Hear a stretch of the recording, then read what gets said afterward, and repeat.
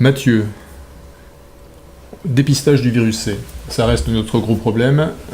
Dépister tout le monde pour les 3 virus, tous les adultes pour les 3 virus, c'est compliqué, on voit que c'est peu fait. Donc des initiatives différentes et variées sont nécessaires. Tu as vu des résultats annoncés par des Européens et des Américains.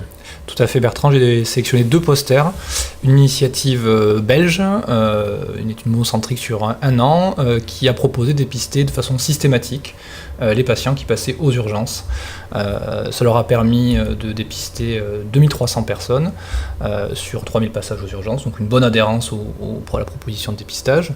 Et ils ont mis en évidence une prévalence des anticorps de l'hépatite C chez 1,31% des patients, ce qui est supérieur à ce qu'ils attendaient, et une prévalence de la positivité de l'ARN chez 0,51% des patients.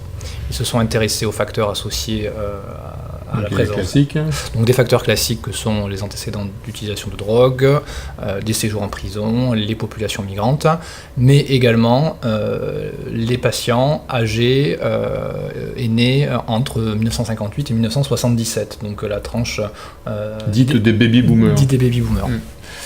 Deuxième travail, une étude américaine qui, elle, a fait un système un peu différent. C'est une alerte électronique, en fait. C'est-à-dire que quand les patients étaient nés entre 1945 et 1965, dès leur passage dans le centre de soins, il y avait une alerte qui proposait un dépistage systématique.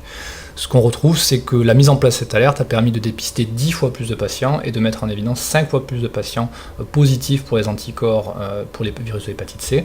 Ce qui est intéressant, surtout chez ces patients-là, les patients détectés après la mise en place de l'alerte avaient pour 75% des cas des transaminases parfaitement normales.